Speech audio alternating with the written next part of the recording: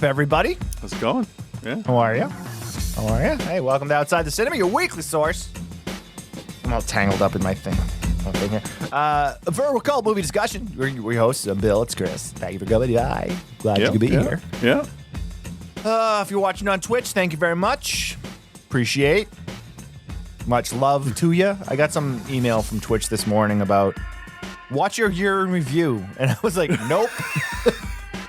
I do not want to watch that because I will be very sad about how little stuff there is on it.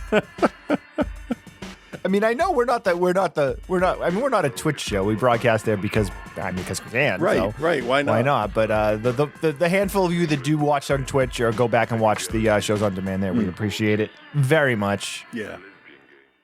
But yeah. So this week on the show, we are still working on our way through some 2023 films. We're covering today. We are doing Rebirth, which is a Shudder exclusive, or at least it was a Shudder exclusive when it was first released. I'm not sure if it still is. And what is probably the most hyped horror flick of the year, the Australian A24 pickup, Talk to Me, which has gotten a lot of really heavy hype from a lot of people that I actually appreciate their opinions. So excited to kind of look at that. I know Scott had talked about it on his segment a little while back, and that's what's on the show this week. So I will mention this. I want to send a huge thank you out to everyone. We dropped it's not even really a teaser trailer. It's just more kind of a standard teaser for our for the upcoming documentary Don't Forget to Leave, which is the next feature-length documentary from OTC Industries, which is about Tim Landers, who was the guitar player of the band Transit and Coal Collective. He passed away from a drug overdose in early 2020, and we have that documentary's finally done. It's actually not technically done yet. There's still some stuff getting tweaked. But we're at the point where we can be like, it's done. We're going to start showing it at film festivals. We dropped a teaser, mostly just because I don't know why, but for some reason recently I've been getting a lot of messages of people asking what's going on with it. That's not true. I do know why. Because we announced it like 4 years ago. Yeah. And haven't really had much to say about it because if you're making a feature and it's only really 2 people working on it. Yeah. Shit takes a long time. This shit takes a long time. And I had exactly. And I had a lot of people that were just kind of like, what's going on? It's blah, blah, blah. And it's like, man, first of all, I want to choke you. You have no idea how much work goes into putting together a feature-length documentary. Yeah. I appreciate, though, that people still care. And it wasn't one of those things where we announced it 4 years ago and then it kind of just fizzled because nobody had interest. I consistently been getting messages over the last 4.5 years from people asking what's up with it, what's going on with it, when's it coming out. Yeah, well, that's good. So, that's good that people are still interested. I mean, Tim's story definitely rings true to a lot of people, and he was obviously a well-loved figure in the the pop punk and emo scene. So there's a lot of fans that want to see this, and it's the type of thing where I wish we could have been quicker, but we lost 2 years essentially with COVID. OTC Industries is not what you would call a powerhouse production studio. It's not. It's more of a power through it production studio. Yeah. It's me and Kyle. And making movies is not cheap. So, we ran into Indiegogo right when we were getting going, and then COVID hit. And also, Indiegogo money does not go as far as you want it to always, even if you raise, we raised over $10,000, but we did t-shirts, we did hoodies, all the cost of that stuff, and then you got to pay them a chunk of the money. So we would have to, Kyle and I would pick up other gigs to pay for stuff, to pay our colorist and to pay our sound engineer and all of those things. So it has been a labor of love, to say the least. But over 5,000 people watched the teaser. Wow, good.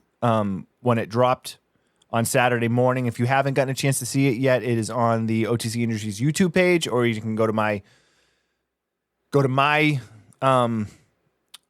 OTC Bill at on Instagram. You can also go to the Don't Forget to Leave Instagram, which I believe is just at Don't Forget to Believe _doc, I think is what it is. Okay. It's also up on YouTube and stuff. But yeah, we put it up Saturday morning, and it's over 5,000 views, which is pretty good. That is very good. Very nice. I will take it. It's easily the best response I've gotten to any of our projects, based on if you're looking at your insights and your analytics and your numbers. Okay. So yeah, like when we announced Survival of the Film Freaks, people were obviously super psyched, but like it was really kind of hard to quantify like how psyched people were. Yeah, but this seems like people are really psyched about it. So I wouldn't have thought of that. Yeah, you can see interest, but you can't gauge it. Right. And I know out of like those 5,000 or 5,500 plays or whatever it is, not all those people like were like super amped and like into it. It came up on their feed because obviously it was something trending because it was playing a decent amount. But just knowing that got in front of that many eyes, that's important. Is what matters and what's important. Yeah. So I don't have any type of release information or anything yet because that's the first question everybody's asked. I don't have release information. We will be starting to submit to film festivals and plan on doing at least a 6 to 12 month festival run with it for 2024. Nice. Hoping to get some distribution for it, but since this is such a close project to my heart and my soul, I'm not exactly going to just jump on the first offer that comes through or like sell it out to somebody immediately. It's going to have to be the right deal to make sure that the right people that are handling it will know what to do with it. Because I think it's an important film. I think it's a very true story to a lot of people. So I think it can do well and can help a lot of people. So I want to make sure that we get it to the right people. Yeah, definitely. With that said, if you were a Indiegogo supporter of it, you will be getting a screening of it in the first quarter of 2024. There'll be a in-person screening for people in Massachusetts, and then there'll be a virtual screening for everybody else if you signed up for the Indiegogo. Very nice. If you didn't, should have. Yeah. So just send them $50 and you'll get on the list. That's that.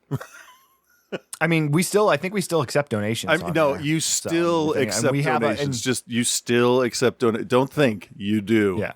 Because if you need money, you do. We do. Well, yeah. And here's the thing is, I don't know. I mean, there's probably a chunk of our listeners that have gone through the process of submitting to film festivals, but submitting to film festivals is not cheap.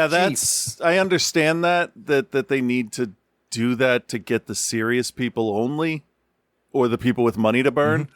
But it does end up being kind of exclusionary, doesn't it?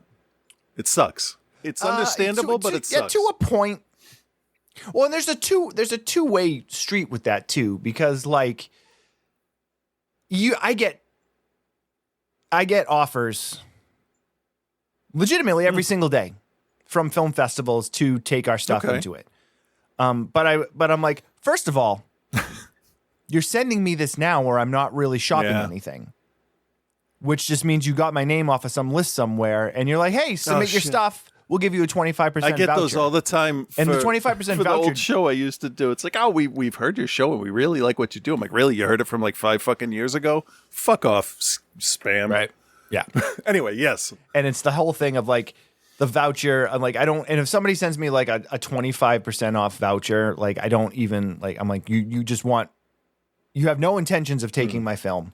You just want, if it's $100 submission fee or whatever, you just want that $75.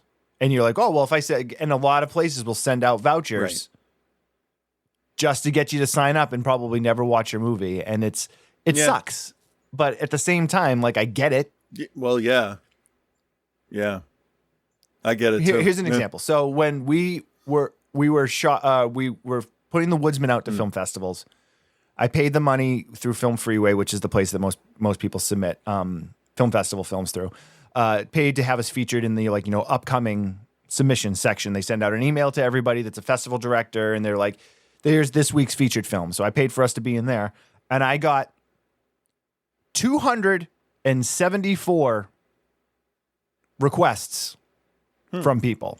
274 film festivals sending requests. That sounds good. I'm waiting for the butt.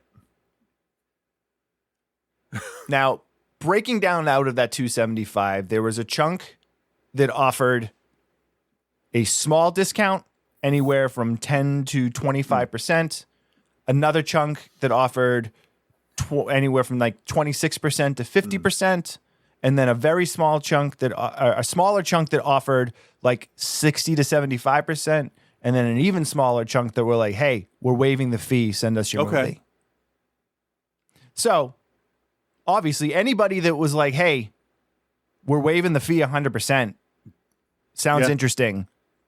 Send us. Why would you not? And I would say that right. Well, that's obviously, yeah. But then that also says to me that like they genuinely want something that they're interested in, and they're not just, they don't care about the money. They saw the title or they saw the trailer or they saw something in that newsletter that was it'll help them advertise their thing. Yeah. Right. They're like, hey, this would be good for our festival. Right. So then the ones that were like the 60 to 75 to 80% off, I barely looked at because that's very much just like you're squeezing a penny out of somebody. Probably don't have any interest in actually looking at the movie. But they're like, well, we'll offer them up like 75% off and we'll at least get $20 out of them. Yeah. Yeah. The ones that I took the most time to look at were those ones that were the like 50% off. Yeah, that's because that's one way or the other, isn't it? Well, yeah, that's like, I feel like you're interested enough to offer a good discount. Or you're also like, it could be the other way, but I just felt like if you're going to go 50%, I feel like that's a number. Like if I was running a film festival and I saw something that I was somewhat interested in, but wasn't sure, that's the type of number I feel like. Right. Yeah. I would send out. Skip Shea would actually probably be the best person to talk to about this because he runs Sean Shea's Film Festival and then he also is involved with a number of other festivals. Yeah, and he'll be completely honest with you because it's no skin off his nose or whatever the phrase is. Oh yeah, and he wants to help. I people. talked to him briefly this morning. He wants to help people be the best they can. Yeah, he's a good dude. Skip's the best. I like him a lot. Skip's a good dude. All right. Anyway, so that's all that stuff. Hey, Patreon, sign up for our Patreon. If you're a Patreon member, you'll get an invite to the Don't Forget to Leave at least virtual screening, just so you know. What was the other part? I was going to say that.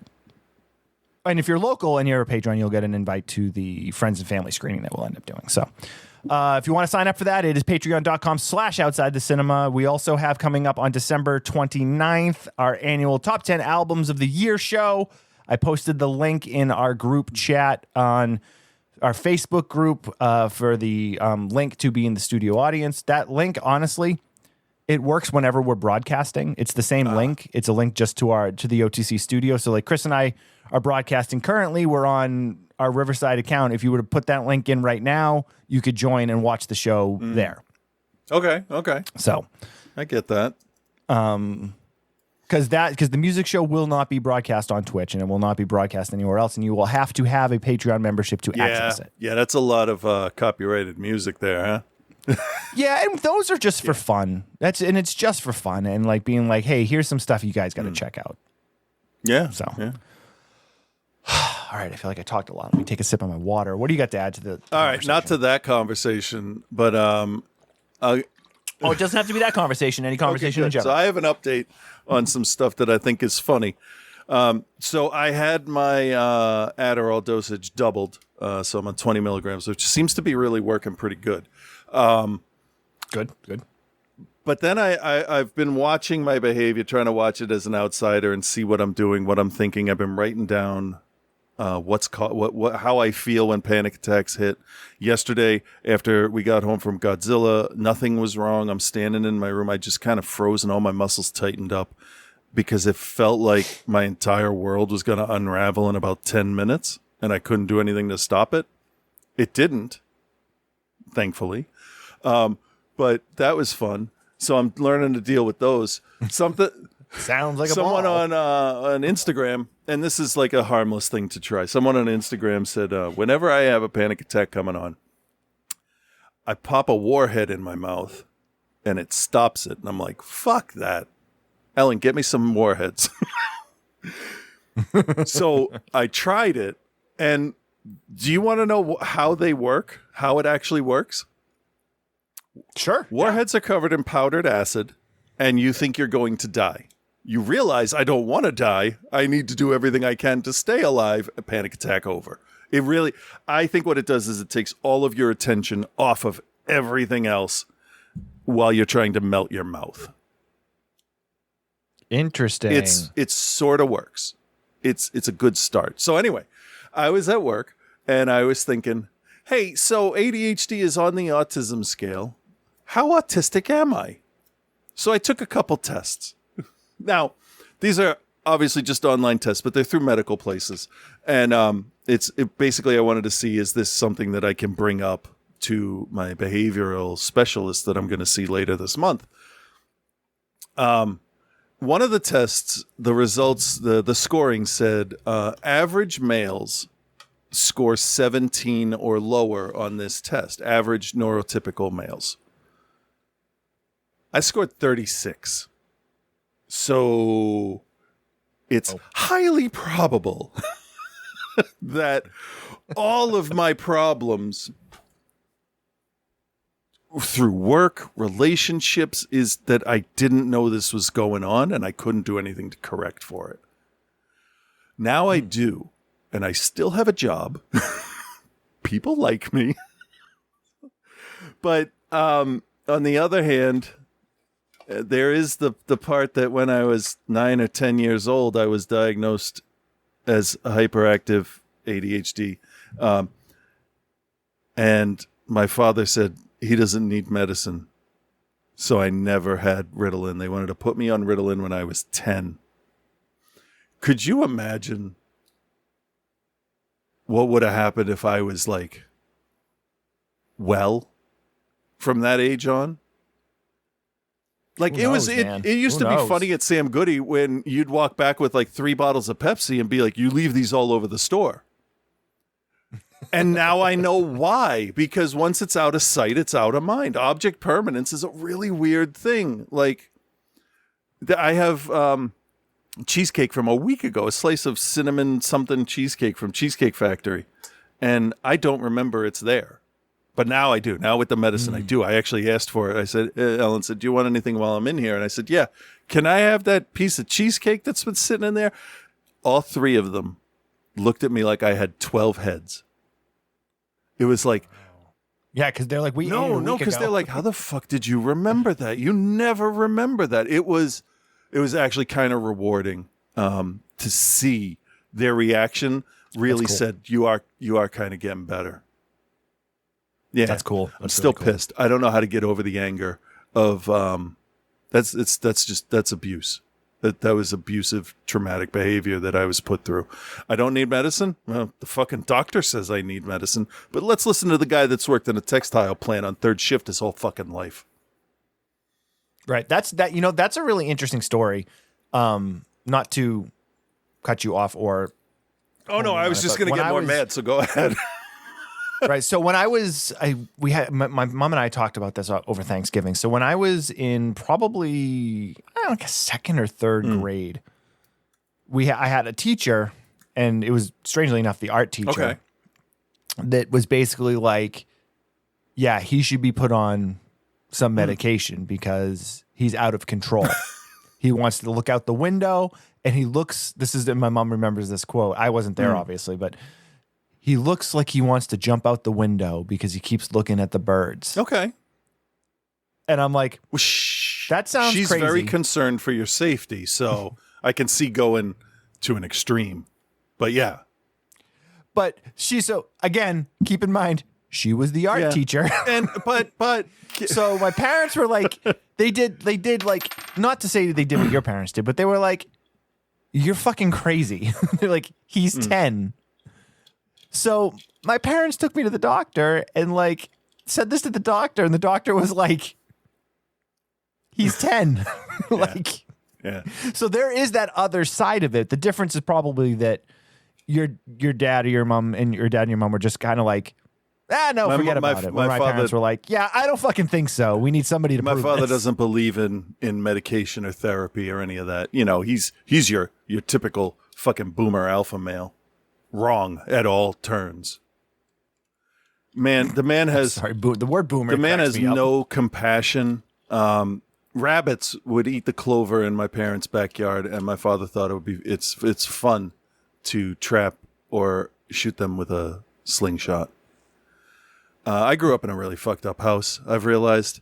There's a line in Bob's Burgers where Bob turns to Linda and he says, I think I had a bad childhood. And I think I'm going to make I'm going to get that tattooed on me. That one scene with that one caption, Lynn, I think I had a bad childhood.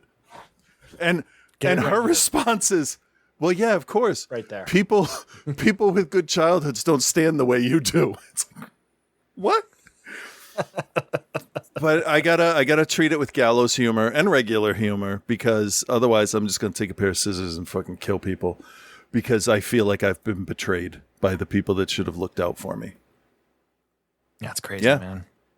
That's crazy. So that's fun, but I am hanging in there. I think I'm actually doing a little bit better than normal. The sign behind me that says "fuck off," that's when I start to get negative thoughts, because I didn't think I had suicidal thoughts, but yeah, no, I do. They're not just I'm going to kill myself. Sometimes it's the call of the void is one of them. One of the things where it's like I could just drive off this bridge.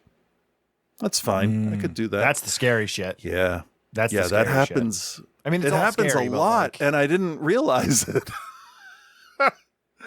Yeah, you know what? I get some interaction with the posts I put up where I talk about the personal stuff, but the one that didn't get any engagement at all was the one where I said, "You ever just sit on your parents' bed with the shotgun in your lap and worry what's going to happen next?"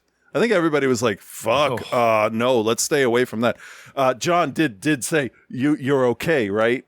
I'm like, "Yeah, no, I'm just remembering shit. I'm fine. I don't have any guns in the house that are actual real guns." That's some Ronald DeFeo shit right there. Yeah, but like it was my shotgun. I was given a shotgun for my 16th birthday. Yeah, let's give the fucking mentally disturbed kid a shotgun and access to shells. I'm not saying That's nuts, dude. That's nuts. Yeah, and if I stay in their will, if they deign to speak to me again and fucking apologize for their goddamn behavior, and I do get my gun, I'm gonna cut it up with a fucking sawzall. I fuck guns, except for the guns are the worst. Proton gun. Proton pack guns are okay. Guns are the worst, except for the ones that go pew, except pew, for pew. Ones that are not real guns. Yeah, laser guns are okay. They're not real guns. But yeah. So all right. Let's get. So it's been a great week, man. Hey, I'm sorry. You got anything else you want to? No, I mean, like I feel like we do this every week now, where like we get everything off our chest that we need to. I got to go for a CAT scan tomorrow if anyone's worried about that. But on the plus side, I am working on my proton pack some more, right? And I decided I'm trying to mash up Star Wars with it, but not overtly. So I bought this. See this readout? Yep, I see it. This is there's the camera. This is supposed to look like the readout on Boba Fett and Moff Gideon's chest plate, and I'm going to install it in the pack as some kind of meter, and it'll just be one of those things where it's like, I know what that is. That's it. That's awesome. It's right here. It's right next to my Ultraman SSS whatever sticker, and a lot of people go for screen accuracy. I'm going for, do I like this? So that's what I'm doing. Yeah. Hey, did you watch that documentary? There's a disturbance in the Force about the Star Wars Christmas special. I signed up for the emails for that thing, and I wish I didn't, because they sent a lot of emails, and they said they sent so many emails. I don't want to watch it. I was gonna try to watch it later. Let me know what you think, because I don't think we need to know anything more about that. Oh, we don't. We definitely don't. I'm over. But whether my question is, did they make it enjoyable enough to watch like an hour and 10-minute, hour and 15-minute documentary? Let me know, and then I might check it out. All right, I will. All right, so let's move on. Okay, so let's start with Talk to Me, which is the hyped film this year. It was made. It's an Australian film made by Danny Philippou and his brother Michael Philippou, who have a very popular YouTube channel, somewhere in the neighborhood of like 5 million subscribers or something like that. They decided to make a horror film. That horror film was called Talk to Me. It was financed very much through a lot of the film funding that you can get in Australia. And then once it hit some festivals, A24 picked it up. So it's an A24 film in terms of like it is under the A24 name, but it was not made in conjunction with A24. Okay. Right. But they don't put their name on anything that like they don't fully stand behind, as this would be like one of our films. Well, I mean, yeah, and it does. It can. Well, we'll get to it. Right. All right. So I do have. Where's the trailer? Play trailer. All right, here. No. Oh, I'm not connected anyway, so I got to fix that first. That's got to fix first. Why? I don't even understand anymore, man. I don't understand any of it anymore. It's all garbage. Like, I don't turn any of this stuff off. It all just stays here. I don't understand why it doesn't stay connected. Yeah. It's so stupid, man. It's dumb. Ugh. So I say that. I agree. Are we almost there? I don't know. Are we? Are you celebrating? Are you celebrating Toyotathon? Toyotathon. I have 2 in the driveway, so I guess we do every day. All right, fair enough. Here we go. I think we're ready to go now. Maybe. My mum leaves at 9. So you're 10.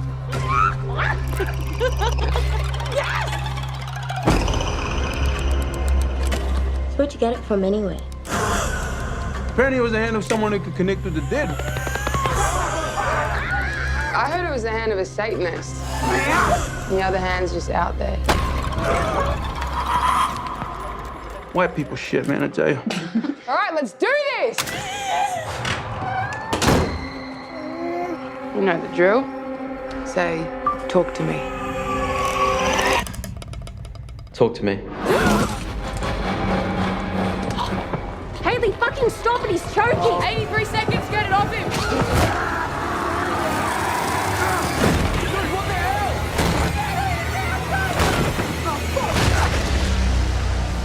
What if we opened the door but we didn't shut it? Delete it. Delete it, come on! The spirits, they followed us. We have to do something! You want to do it again?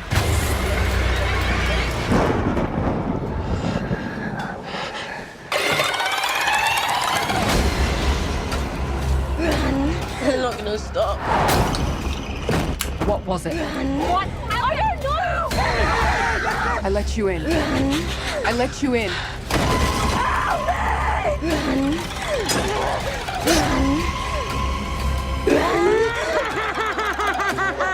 Oh my God.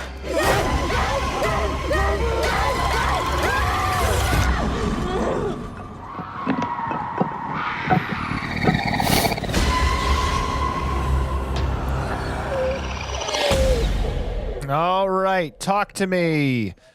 2023, starring Ari MacArthur, Hamish Phillips, Kit Earnhardt, Bruce, Sarah Brokenshaw, Jaden Davison, Sonny Johnson, Sophie Wilde, and Marcus Johnson. So yes, this is a film that is getting a very decent amount of hype this past year. Played a bunch of festivals, and then A24 picked it up, and it got a fairly limited release here in the States, but is readily available now to purchase on different streaming services and the such. Story is very simple. When a group of friends discover how to conjure spirits using an embalmed hand, they become hooked on the new thrill until one of them goes too far and unleashes the terrifying supernatural forces. That's kind of right. Yeah, kinda. Kinda. All right. One note before we continue on. In the trailer, you see there's a very diverse cast, which is great because everybody in Australia, New Zealand, they all seem to be represented one way or another.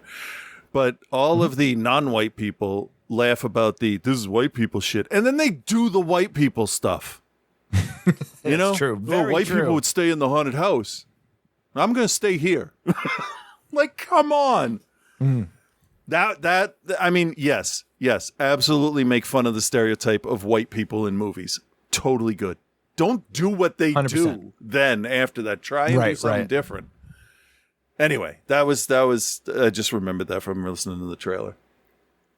That's fair. So the film opens up. We have a crazy party going on somewhere. A guy's looking for his brother.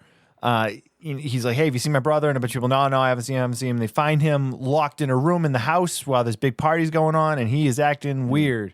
There's some crazy shit going on. He's saying all this weird stuff. The brother kicks the door down and is like, all right, come on, we're going home or whatever. And then as they're walking out, he's saying all this crazy shit. And then everybody takes out their phone and starts filming. They're like, oh, yeah, look at this weirdo, blah, blah. So everyone starts filming because that's what kids do. Well, adults too. And that's what we all do now, right? Yeah, that's true. That's true. And so the brother is like, what the fuck's wrong with y'all? Is he Irish? He's an Australian man. Aye, what's wrong with you? Is he Irish from Kentucky? So is the question. He's one of them Kentucky Irishmen. You know, you hear about the Kentucky gentleman. What about the Kentucky Irishman? All gentlemen are Irishmen, but not all Irishmen are gentlemen. Fair point. That doesn't make sense. Anyway. No. So the brother's like yelling at everyone, put your phones away. What the hell's wrong with you? And then because the kid does have a bunch of scratches and cuts on him. Yeah. Yep. The other kid just grabs a knife and just stabs his brother. Yep. In a very violent way. Yeah. Everyone screams and starts running. He kind of shambles himself outside. He takes the knife, turns it on himself, and stabs himself in the head. Okay, that was my first problem right there. Ever since The Walking Dead, skulls are what? Made out of fucking sponges? You can't shove a knife through your own head, through your own skull, even through your orbital socket. Like, how are you going to do that? How are you going to... Yeah, maybe your eye, but he went straight into the forehead. The Walking Dead would make you think that you could push a banana through a zombie's skull. Skulls are hard. Necessarily get softer. Yeah, they. But at the same time, if we know there's supernatural forces at bay here. There's some things you can super strength, fine. A little bit of space. Yeah. So, and that's kind of our opening of the movie. I loved how we were kind of just thrown into this thing. We're not given any information at all. We don't know what's going on or anything like that. And then we're introduced to the rest of our main characters. We have Fiona, we have Jaden, we have Duckett, we have Maya. Maya's dad, Max, is around. Mm-hmm.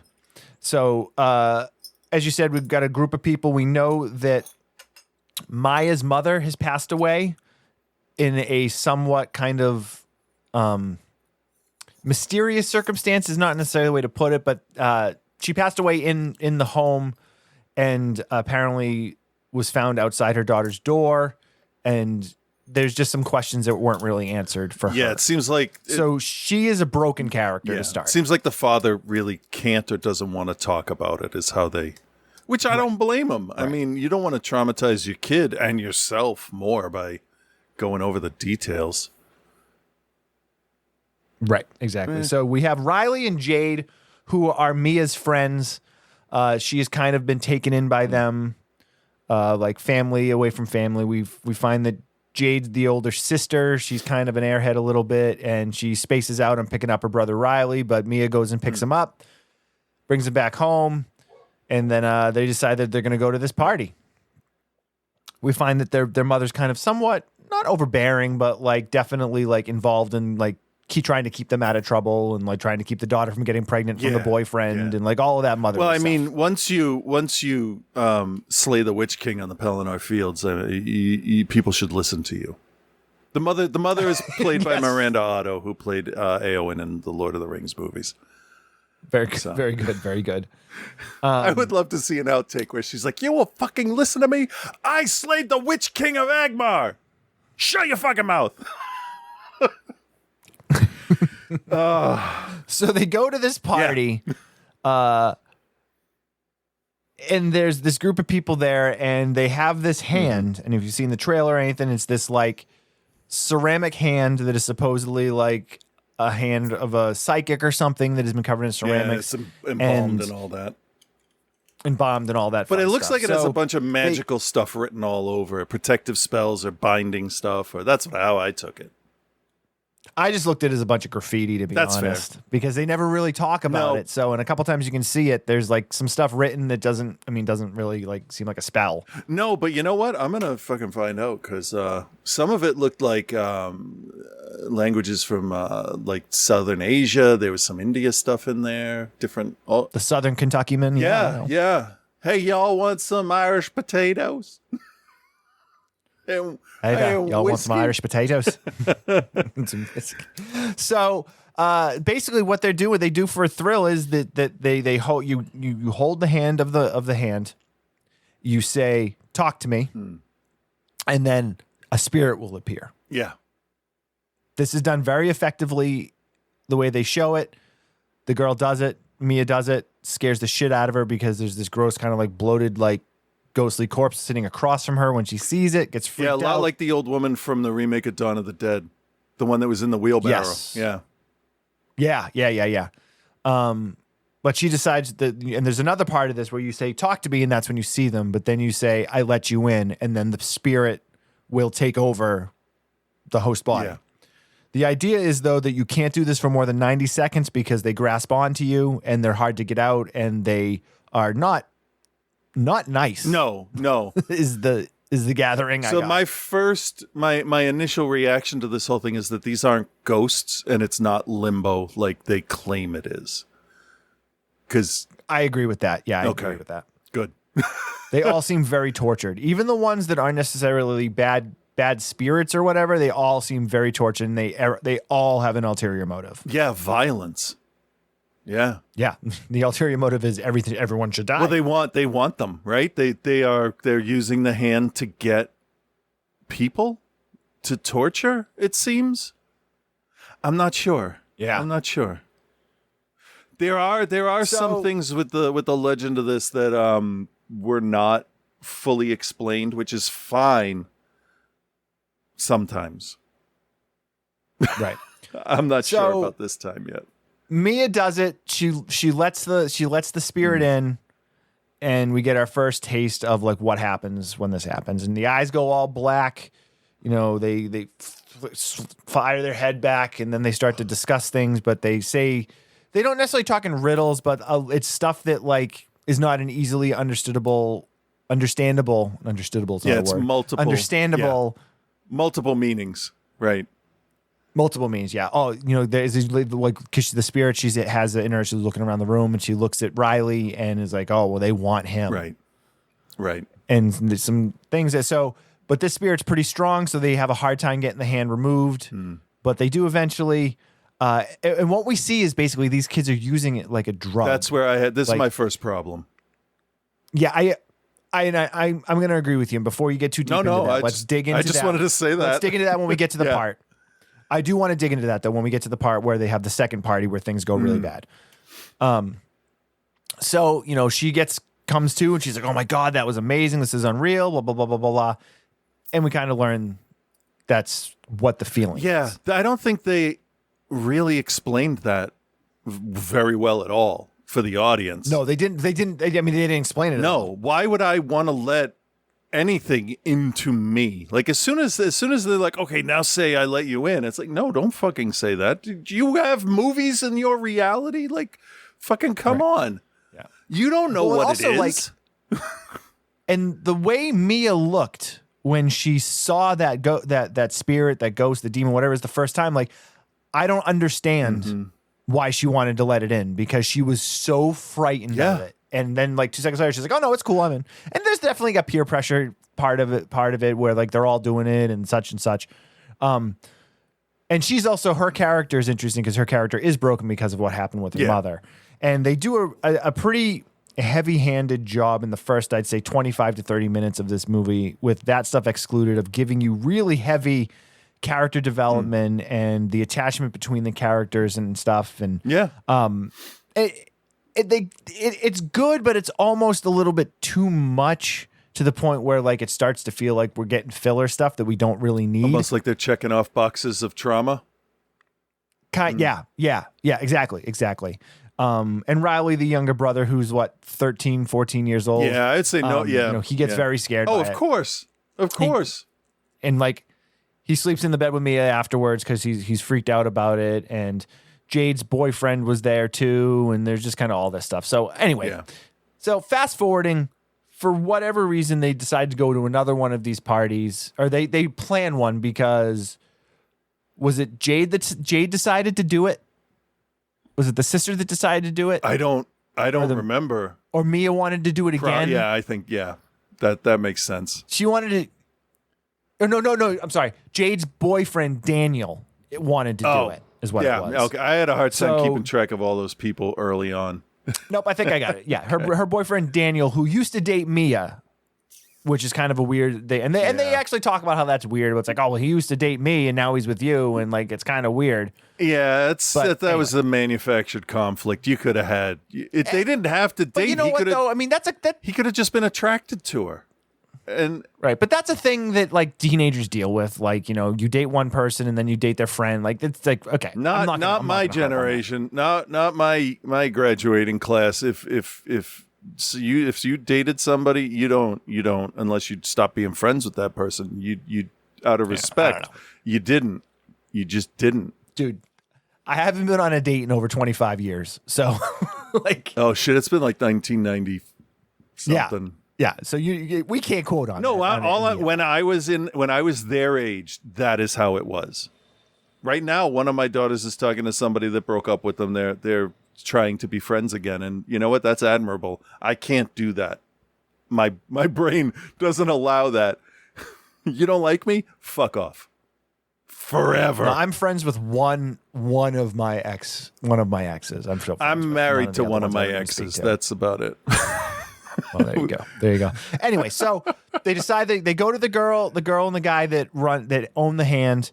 They're scumbags, kind of like they're peddling this to these kids or whatever. And they're essentially drug dealers. They look like drug dealers. Essentially, yeah. So she's like, all right, well, we can come by with the hand for a little while, but I got to be to another party at this time. So if Daniel wants to do it, it's fine. So Daniel does it. They have the party. Daniel does it. Gets crazy fucking wigged out doing it. Stays on a little bit too long. And this is where you get your first kind of taste of the attachment that these spirits or whatever you want to call them have, because after he, lets go of the hand or they get the hand out of his, there's some residual effects that go along with it. Yeah. Now here's where the crux of the whole movie really hits. The younger brother, Riley, is like, I want to do it. And they're all of them are very much like, nah, it's a bad idea. But they never really talk about it's essentially because he's younger. Right. But they never really say anything about an age limit. No, it was the older sister saying, "I don't want you sleeping in my bed scared again." So she shamed him, and now he has to do it to be tough. Right. That's the only way. And then she walked away. Yeah, she left knowing full well what was going to fucking happen when she left. Yeah, and she's very much like, no, you're not doing this. There's no way. And then for whatever reason, Mia, who's the best friend, and she's, very much she's like, well, what if we just, we only do 50 seconds rather than 90 seconds. Right. And they're like, I don't know. They're like, come on, it'll be fine. And this is the thing that drives me the most insane about this movie is come on, it'll be fine. You are dealing with things that you have zero understanding. Well, you can't. Yeah. You can't say, come on, it'll be fine, because you don't know that that's going to be fine. Right. Which, again, this is all a metaphor for drug abuse. The whole thing is a metaphor for drug abuse. Yeah. I think Neil Blomkamp did a pass on this script, by the way.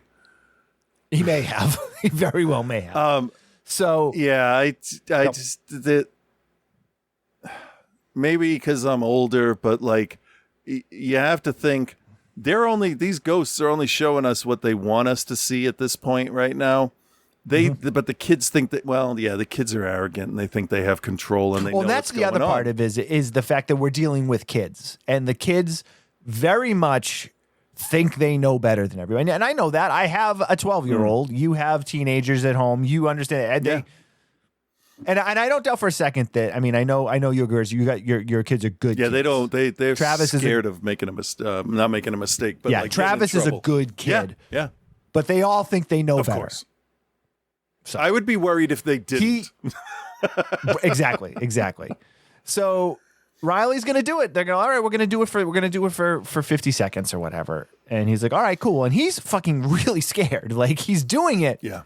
But he's really scared. Yeah, but this is after we get a montage. He's a brave little kid. I'll give him that. Right. Well, and it's because we get this party montage of everybody doing it. The girl that brought the hand does it a bunch of times. The other guy does it a bunch of times. Mia does it a few times, and all this stuff, and things get fucking crazy. Yeah, that's where. I don't want to say the reality of it flew out the window, but that's where my compassion for the characters dissipated. Because but I think that's done purposely. I think that's that's done purposely. I hope so, because I hated everybody in this movie. Yeah, you're supposed to. You're Good. supposed to. That makes me feel a little better, because they're fucking stupid. Yeah, and that's I think that's exactly what they're showing you. They're showing you the kids don't understand, even though they think they know. They don't understand what they're messing with. So anyway, so Riley does it, and then lo and behold, the spirit of Mia's mother enters him. And now he's talking directly to Mia as the mother. And this is where your first real inkling of like, oh, shit's going to go bad. Because Mia is so fucking broken. And now that the mother's there, she's putting Riley in danger because they go over the time that they're supposed to go over. Right.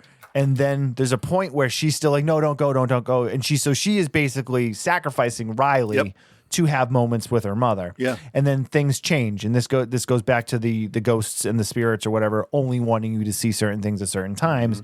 And he then goes feral because of it's been in there too long or whatever it is. That's something that needed to be explained. Why did he start doing that to himself if it was her mother? And as we kind of see later in the movie, where we kind of see the world that that they live in and where he ends up being, because we now know that this spirit isn't coming out of him, and he tries to essentially kill himself. Like he starts bashing his head against the table, and then they can't get him to release the hand. Flies across the room, starts smashing his hand against the table again, trying to kill himself. The sister eventually comes back in. Only reason he doesn't kill himself is because she puts her hand between his head and the table, and he smashes his head against her hand, which is, the soft tissue, as opposed to smashing it against the hard table. Yeah, it'll be a little bit less. he doesn't kill himself. Still gonna hurt like hell, and he breaks her hand in the process. But are we under the assumption that it was something still inside of him doing that to kill the body so they could keep the spirit? Because he's still holding the hand. And the whole thing is like the way you have to get out of this is you have to let go of the hand, and then you have to blow out the candle. Right. So he's still holding the hand, and he's going through all this. They eventually get the hand off of him, but we get a shot that's just a little side shot that you see that the candle is still burning, and they never put the candle out. And so they bring him to the hospital. It seems like if you don't blow the candle out, that's it. You fucked up. You cannot come back from that. And they kind of get into this later on in terms of like it's like leaving the door open. Yeah. And there's been a bunch of movies that have done that. I mean, there was that Buffy episode where like you have to make sure you shut the door, or they're going to come with you. Yeah, that's like Ouija 101. Right. Yeah. Exactly. Yeah, you have to close the session and say goodbye. That type of stuff.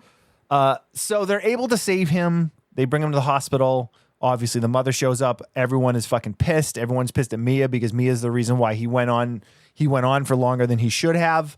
And it gets all crazy. But now, like, there's still something in him. He's not him anymore. She's seeing the mother's spirit because they never closed the door, and all of these kind of things that are kind of all happening all at once. The boyfriend is now kind of messing around with Mia because of different feelings and stuff, and everything gets a little convoluted as we try to get to a conclusion. Yeah. Now, I don't want to give away the ending of this because it is a 2023 release, but the ending is somewhat of I'd say the whole final act is, there's definitely some entertaining stuff, and I kind of like where they decided to go with it at the end, but at the same time, like I felt like it needed to be deeper. Yeah. They did one thing that I thought was fucking brilliant, and then never did anything with it again. Is it the part where we see where he is? No. I sort of figured if you had asked me. Okay. Should I? Okay, so the ghosts can say, "I let you in." Yes. Okay. Yeah. And I'm like, oh, that's a fucking game changer in this. Yeah. And then they didn't do anything with it. Yeah. I don't know why couldn't somebody go in and then save the kid as a ghost, and then it was a great idea. I love the idea that a live person could possess a ghost. I'd never seen that before. That was a great idea that they just kind of fucking threw in the garbage. Yeah. So things I liked about this movie, first, the cinematography on it is excellent. Yeah, it looks great. It is shot shot excellent, looks great. Whatever they used for cameras, it felt fresh, it felt clean. They weren't trying to emulate like a film grain or a style or anything like that. It felt and looked amazing. Yeah. And I know that I don't know what their budget was. I mean, they got like a decent budget for this, but I'm sure this is still a very low budget film. So they didn't try to force like bad CGI into anything here. Right. Everything that they did was pretty practical. I think there might have been some digital altering on some of the like the ghosts and stuff. Oh yeah. But overall it was very the makeup on the kid in the hospital was fantastic. Yeah, for sure. And it looks it's got this great atmosphere. It's dark, and it's got that A24 feel to it. It's got that. It feels like Hereditary is the one that I kept kind of thinking of, and I know I've seen a lot of other people kind of say that. I can see that in that kind of world. Definitely. Things that I didn't like about it though. At the same time, I talked to how like the first half hour is got a lot of filler to it, and the pacing in this is kind of up and down. You get a lot of great stuff with the hand scenes and the ghosts and stuff, but then you get like 15, 20 minutes of characters kind of just talking about things. And I felt like once, that's fine for that first third of the movie, but once the Riley character is now in trouble, I feel like everything needs to be going 1,000 miles an hour. You know what I mean? Yeah. Nobody should be waiting on anything because this kid needs help and he needs help. Right, and it should be spinning toward disaster. Yeah. Right. Yeah. And it does, without giving away the ending. It does, but at the same time, the drain's clogged, so it's going to take a little while for it to really swirl. Right. That's a good. Yeah, That's a good way. That's a good way to put it. I like that. What else? There was one other point I wanted to make before we kind of get to the point of grading and stuff. The final act. That's what it was. I loved kind of where they went with it, but at the same time I'm like, you could have moved this up a little bit more and expanded on this and taken away 10-15 minutes of the filler that I felt was coming earlier in the movie. Yeah, because once, and again I don't want to give anything away, but once the character that ends up where they end up, like this is the most interesting part of it, and you didn't give me much of it. Yeah, so that's kind of my No, I don't disagree at all. Yeah. Yeah. All right. Well, let's grade it then. Let's grade it. All right, Chris.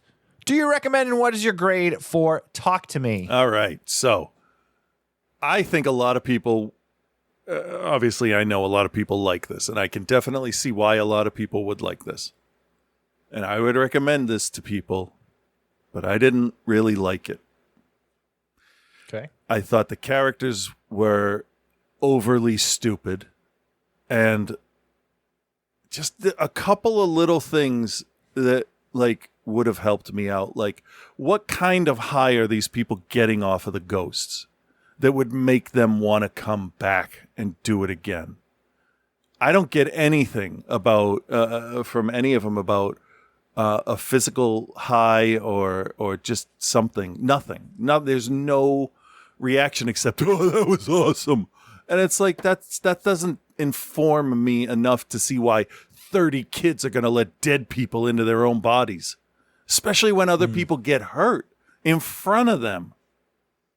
That really, like have all the supernatural shit you want in a movie, but I want people to like be people and like have real reactions. Right. And I don't think if I watch somebody hurt themselves, I would want to do what they were doing. Right. Like that part, that whole section of it just took me right out of it. I get that kids are stupid and will do anything, but they need a good reason. Everybody else is doing it doesn't really work anymore.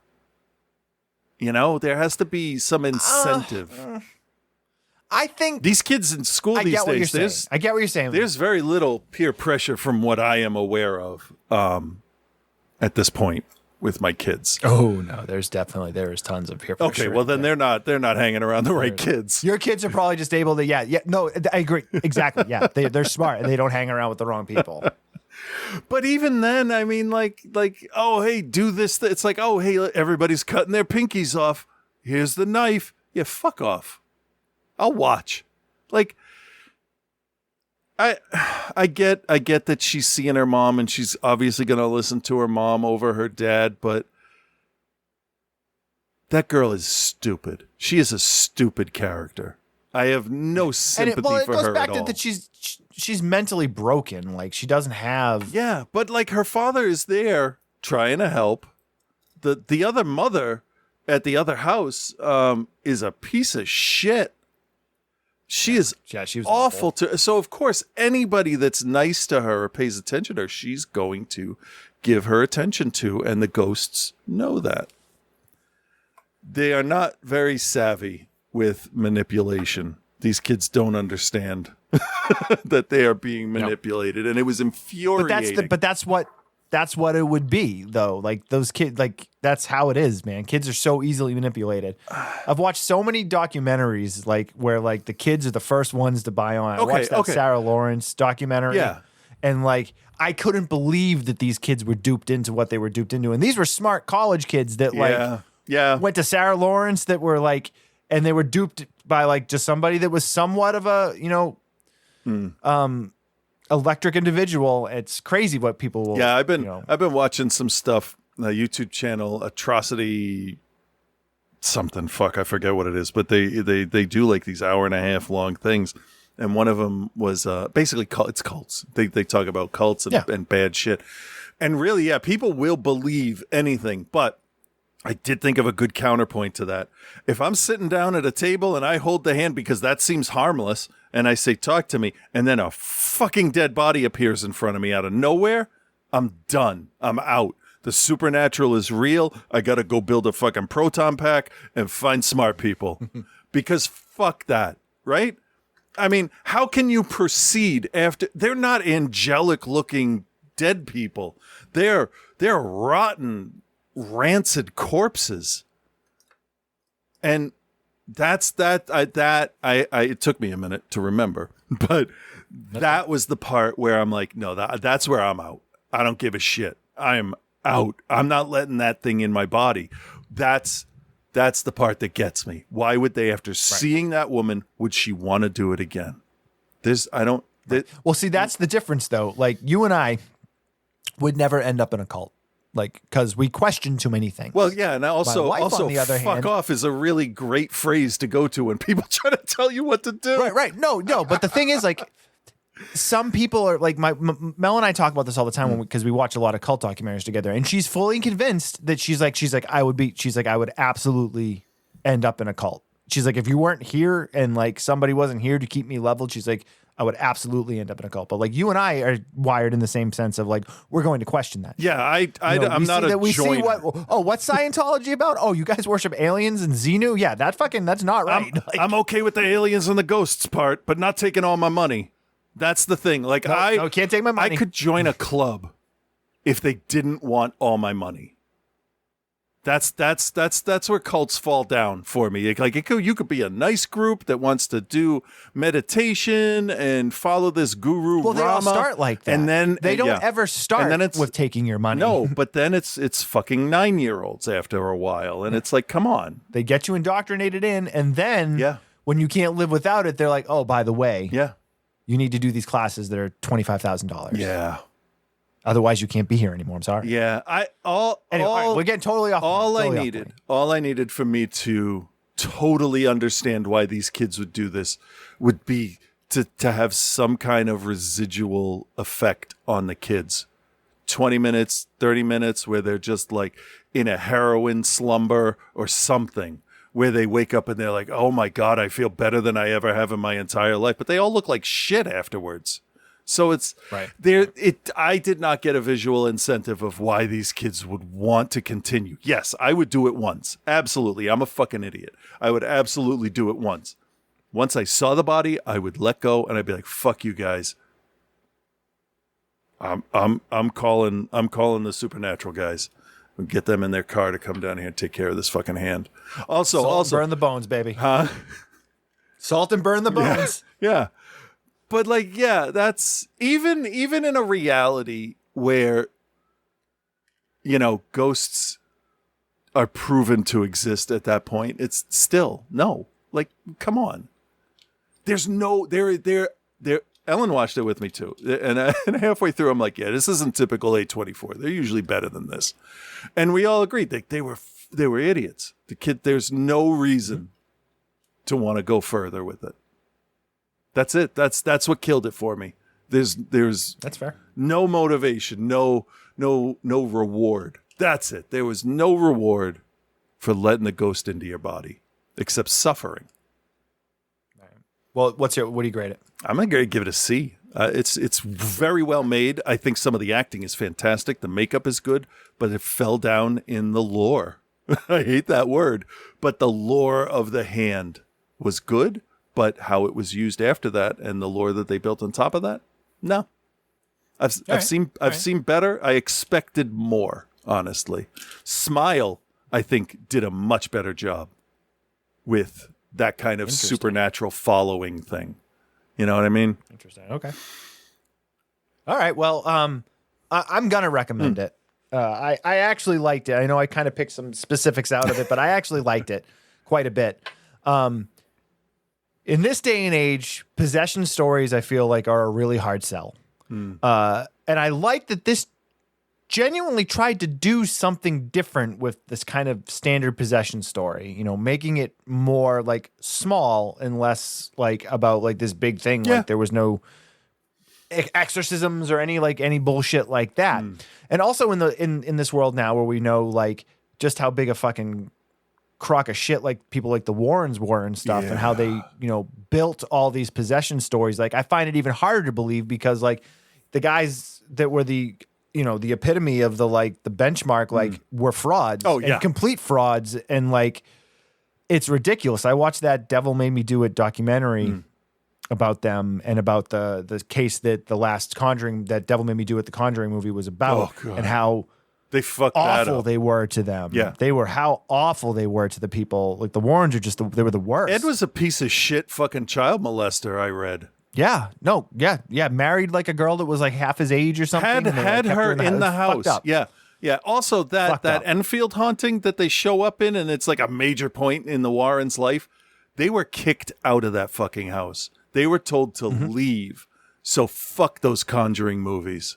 I have nothing against Conjuring movies they're bad. I have nothing against Vera Farmiga and Owlman as actors. I don't mind them at all. I like seeing them show up. Sometimes they're good, but I don't like how they're out there talking the Warrens up like they're. I know they have to contractually because that's what was signed. Yeah. You cannot disparage them, but they're garbage. They're fucking fraudsters, and it disgusts me. So yeah. Thank you for letting me get that out. I've been holding on to that for a while. So getting back to my point of it's tough to do a possession movie now and give it like a kind of a fresh coat of paint. I felt like this actually did a pretty good job of it. I agree with you though that I would have liked some more background on kind of where things were going, but I felt like it moved along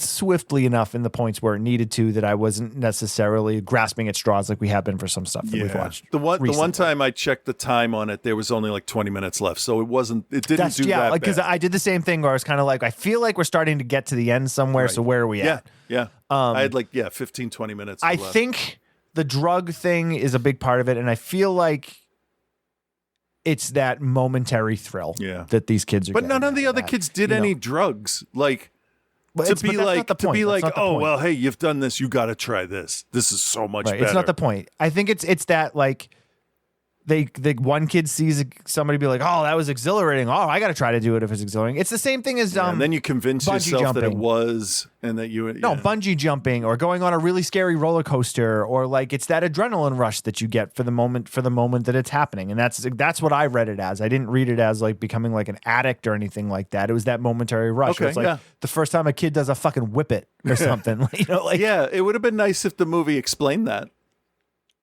No, I mean, but I was able to I deducted it. I was able to get there.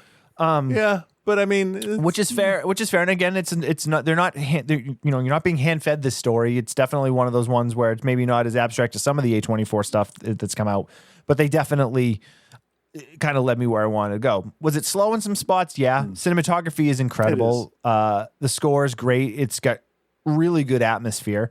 The writing on it could have been a little bit more, less peaks and valleys, I think would be a good way to put it. But I enjoyed it for the most part. Does it hold up with some of the, like Hereditary or Midsummer or like any of those? It's not on that tier, or even, no, it's not on that level. But I'm going to be honest, I haven't seen anything this year that is. So, I don't know. What was that? What was that one we did? They cloned Tyrone as it's not A24, but that's the level that I was hoping for. But that movie right now is kind of like the bar for me for the year. But I'm gonna still give this a pretty good grade. I'm gonna give it a B, bordering on a B plus. Okay. I really did enjoy it, and I'm curious to see what these guys do. I don't really know anything about their YouTube channel. I know that it's whatever it is. It's very popular, and that's kind of what Yeah, no, good what for got them. Yeah, this opportunity. So yeah, we'll see. Just because I didn't like story elements doesn't mean I'm not going to follow their careers. There's a curious to see what they do next. Yeah. I'm sure they'll want to do it. Somebody will want them to do a sequel to this because it's done pretty well. Yeah. So yeah, and again, cool. just to reiterate, it was just story elements that killed it for me. That was it. Fair. Speaking of story elements that killed it for you, next up we were doing Rebirth, which is a Shudder exclusive. Here is a trailer.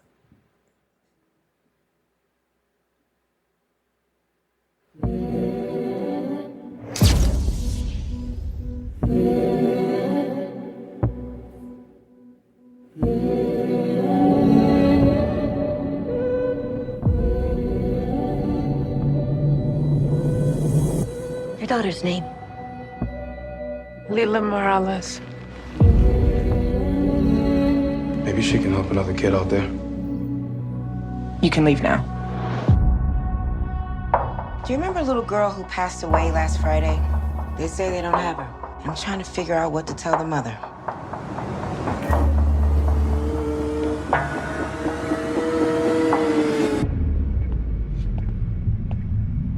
I don't want any trouble. I just need to know what happened. They can't help you.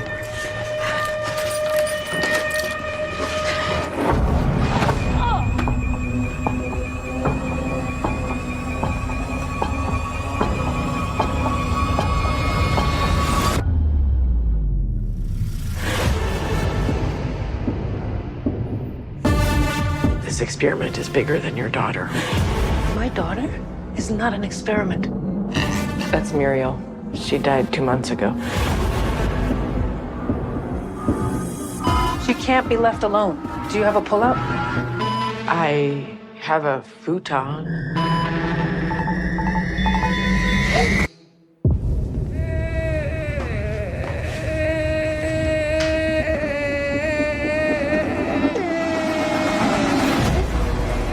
She's regenerating.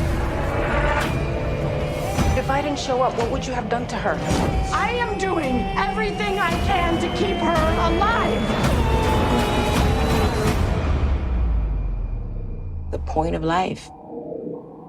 It isn't just one thing. What is the point?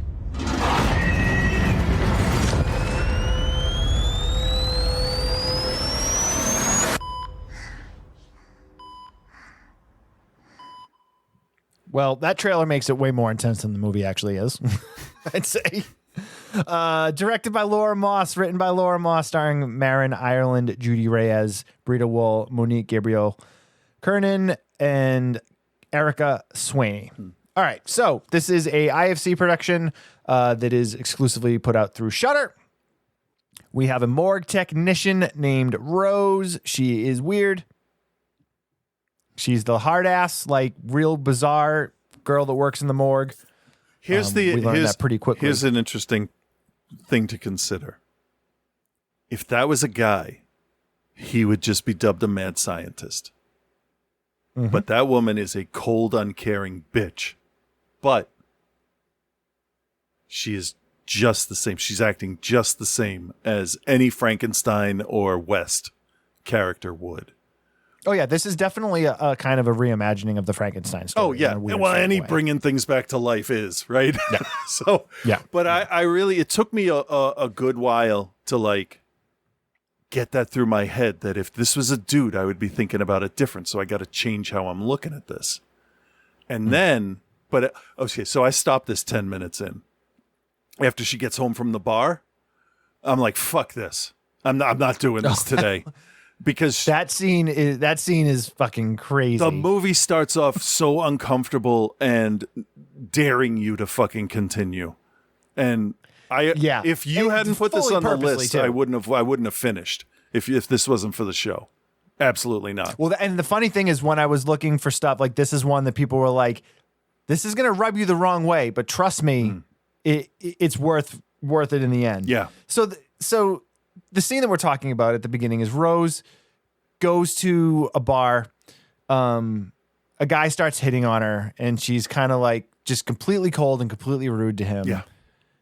And she just looks at him, and she's like, "Well, I'd like to masturbate you in the bathroom." Yes. Very clinical terms. And he's like, "What?" And she's like, "Listen, I would like to masturbate you in the bathroom." Yeah. I've said it twice now in case Scott missed the first one. Okay, good. And then she like brings him to the bathroom and like in the most clinical, like she's wearing rubber gloves. Oh yeah, yeah. Because not okay. Go ahead. I can't say yeah. You gotta say it. So he's like into it, obviously, and like every time he goes to look down, she's like, "Hey, don't look down. Right. Don't look at me. If you do, I'm going to stop." And he's like, "Well, I don't want that." So, and then she takes out a thing and basically takes a sperm sample a from him. breast pump essentially, and Yep. uses that. Yeah. So when Ellen and I were doing IVF treatments, because that's what she's collecting for, there were a lot of instructions on collecting samples, and one was no one can do it for you. You have to do it on your own. No liquids, fluids, lubricants, anything. It has to be a clean sample. So I understood what she was doing. I really hope they wouldn't have shown the next part, but they did. They did. They did. And that, to me, that was the most difficult. The first 10 minutes, 15 minutes is the most difficult to get through, I believe. And it is absolutely done on purpose. And it's completely necessary for the characterization. Absolutely. Yeah. Absolutely. Because the Rose character is, as you like, presented as this stone cold, just heartless, like scientific minded person that is only like, only cares about what she is trying to do. Yeah. And everything else can just fuck off. Yeah. Yeah.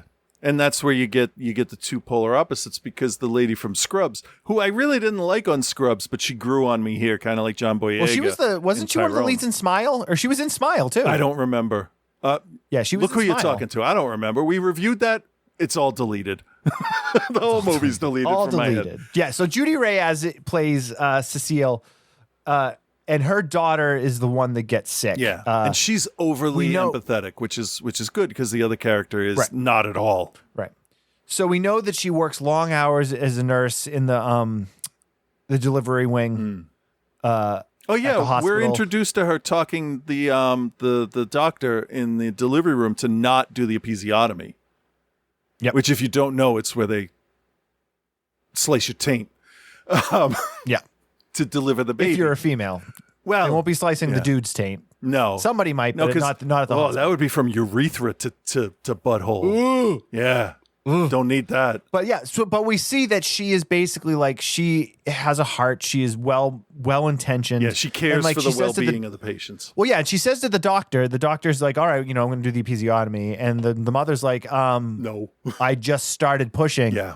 And he basically is just, he got to get this done. 'Cause I it's got a- 7 other deliveries Yeah. I got to do today. I can't wait for you. That's the thing. It's a job, and you want to do it efficiently, but you don't, as a woman, you don't want to recover from that. If you don't need to, nobody needs to be sliced open down there if they don't need it. But And sometimes it's needed. I mean, it's a thing. Yes. But like, this is very much the clinical, we're just going to do this. right, because that and C-sections are jumped to quicker nowadays, from what I had read. I don't. Oh, yeah, I don't for know sure. if that's true and if it's gone down, but I know there was a time. No, I believe it. Where doctors like, nope, just cut her open. Let's get him out. So we see her character. We know that she works too much. She her daughter's in daycare, and so she gets up the next morning. The daughter's complaining about not feeling well, and she's like, "Well, shit." She's like, "I got it." She's like, "I got to go to work." She brings her to the neighbor across the hall. It sounds like they have a good relationship, and she watches the daughter from time to time. And the daughter's like very much like doesn't want the mother to go, and pulling the heartstrings, the whole 9 yards. I don't know. That was a little much. That kid had a little too much little issues with attachment. Like, well, if you find out that this kid had meningitis, and the mother was walking away knowing how sick she was, when you know how sick she was, it's different. That's what she died from. No, that is what she died from, but I don't think the mother knew that. No, the mother didn't know that, Right. but us knowing it. Okay, yeah, Not yeah, the mother. The okay. mother didn't know Right. because you need her to beat herself up because she walked away because she didn't know. Right. But Okay. the mindset of the kid was like super, super sick and the mother walked away. Yeah. So needless to say, the daughter dies. Cecile's trying to find the body. Basically, she goes to the morgue and Rose is there, and we know everything's weird with Rose. Rose is like, well, she's not here. We already sent her to the city coroner or whatever it is. Yeah. Because of the bacterial infection for safety. So we briefly meet the guy that she works with in the morgue, and that sets up her character great. Yeah. Because there's some weird compassion there because she's super rude to him about phone calls coming in, but then he comes in with his son one day and they're going to the Rangers game and the kid gives her some chocolate and she warms up and is kind of well, I hope you guys have fun. And the guy's kind of what? Yeah, that was after, right? Yeah, that after was later she in the had film. exposure to other people. Yeah. Yeah. Okay. So we see Rose when Cecile's leaving, loading a very large, awkward-sized bag into the back of her Volvo. Yeah. In the back of her 1992 Volvo. Yeah. Yeah. She does not have time to do anything else but what she is working on. Right. And you can tell she doesn't put any attention into her appearance or what she wears. She shows up, she does her job. That's it. She doesn't care about anything else, which is admirable. In a way. In a weird way. Yeah. So Cecile goes to the city coroner's office and they're like, we don't know what to tell you. Your daughter's not here. Yeah. So then we get that. You heard the clip in the trailer about, we don't know what to tell this lady, such and such. So somehow Cecile finds Rose's address, waits for her at her apartment after trying to talk. She already tried to talk to her once and Rose is like, listen, I don't know what to tell you. I got nothing. I got no information for you. And Cecile knows something's up. Oh, yeah. Busts into her apartment and finds her daughter in the apartment in a hospital bed with a heartbeat and being pumped full of different things. And that's essentially where our story comes from. We know that Rose is now trying to reanimate the dead. We saw her. She took that sperm sample. She's entering it into her body to get herself pregnant and using different embryonic fluids and which is that's a great little nod to the original Frankenstein too, because the amniotic fluid was a big deal if I remember correctly.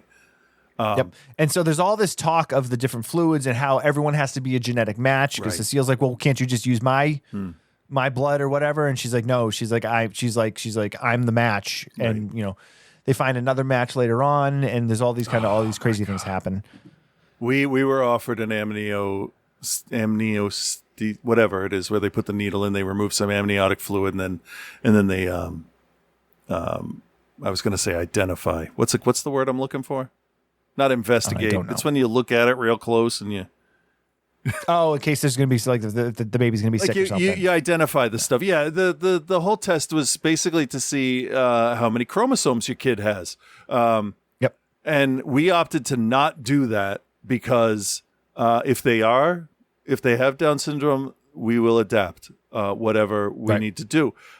Plus 7-8 years trying to get pregnant, and there's a 10% chance it could go wrong. That's too high, even for me, after so many years of trying. So we passed on that, and then I'm watching this poor woman have it done, and it was heartbreaking. Yeah. They tough. find the match, so they have to steal her amniotic fluid and blood because they have to match genetic types and do all this stuff. She's the only match that they have in the system. Oh, wait, because that's after. Yeah, we skipped a whole big chunk, but we're not going to, I don't want to give away a lot in terms of the specifics of the story. But anyway, so they're working to try to get her, to bring her back to life. They've got a number of things that they're trying to do. And as expected is, this is, it's not, calling this a horror movie is, it's a horror movie because of the elements, but it's not, it plays way more like a drama. But things don't go the way that they expect them to go. And then things have to be changed to try to make them. And there's the whole thing going with her where she reanimated a pig that they have in the house. And, there's that. And then without getting into specifics, things start to go bad. And as would be expected in a film like this, and as the trailer will lead you to believe that things don't go the way that they expect. Yeah. And they end up where they end up without, I think we can't really say a whole lot more of specifics without giving away too much. Yeah. But I was really, really enthralled watching this. Like, I don't think at any point I picked up my phone to check time or to see what was left, because once I got past, like you said, that first 10, 15 minutes, I was very much baited to be like, okay, where are we going? Yeah. Yeah. The only thing I checked on my phone was, yes, that is the woman from Scrubs. I'm not going crazy. And what does this mad scientist look like in real life? Because she's not made to be attractive. She's just a human being, no makeup, no hairstyle, no clothes. She just exists. She's like Zuckerberg. Yep. I don't need to think about this. I won't think about it. I'll just have the same outfit. That's fine. And no makeup. That's easier. That's faster. No nail polish, anything.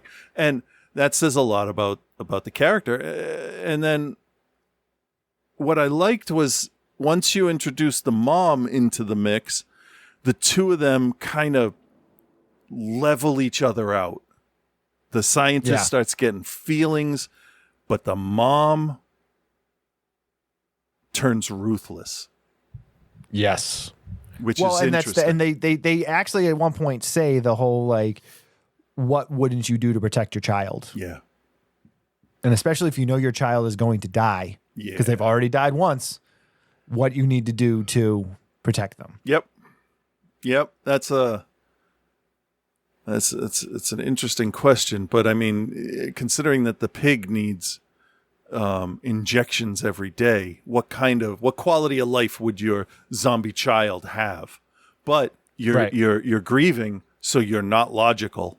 So yeah, all that I can the character motives here I can absolutely understand. The woman, the scientist wants to be able to do this because that's her passion, that's her life's goal, is to fix this death. And the other one is to keep her daughter with her, and I totally understand that too. But I don't think I could hurt somebody else. Yeah, I don't think so either. Let alone kill them. Well, and that, I mean, not to give anything away, but things don't go the way that she expects them to. So, oh no, why would it? It's not a good movie. Shudder signed up to put this out. Okay, yeah, everything's gonna go to hell. Yeah. I love the way this is shot because it's shot super clinical. It very drab. Yeah. Very green, blue, hospital and not colors. that like fun neon, like very, very drab. I really enjoyed the dialogue between the two of them. Yeah. Like, and how Rose and Celia somehow kind of like forged this friendship. And like, there's a part where, I think we can say this, Rose, we know that Rose is injecting herself to make herself pregnant. Yes. And things don't go the way that she wants them to. And she like disappears. And like Cecile's like genuinely like, not just worried about protecting the daughter, but also being like, what happened to you? What's going on? Right. Like, because they're essentially a couple working on this thing now. She makes food for the doctor, and she takes care of her, because if she doesn't take care of herself, she won't take care of herself. But it can't continue if she's hurt. The most brilliant part of this whole movie was her using her own body to create what she needed. And that's something no Mr. Doctor could ever do. And that blew me away. That was probably one of the most impressive plot things that I've seen in a long time. Of course you would do that if you're a match, but you don't think of it. So that impressed me a lot. Especially considering I hated this movie for the first 20 minutes. Well, then let's figure out some finals here then.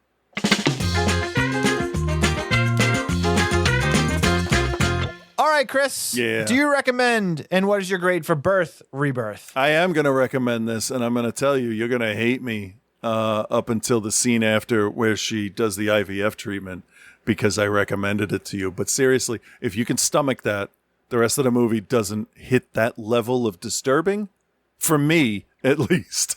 It really smacks you in the beginning with her character setup, and it's really super effective.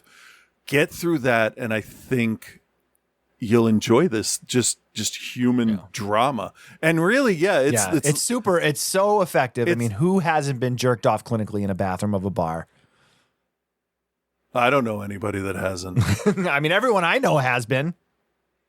Isn't that how they get sperm donors? It is. Yeah, it is. Yeah. Or there's that special spank room at Brigham and Women's that you do sometimes. I'm sorry, continue. This is more of a sci-fi film than a horror film, I think, because it's a science fiction, setting. Bringing people back to life is always sci-fi, and you have your horror elements in it too. But it's definitely this is definitely a human struggle, and both characters are written. And they're written to have distinct voices, like there's no borrowing of language between the characters where you're like, oh, one person wrote all this dialogue. They really feel like real people, like they live in that skin and they know what they're doing.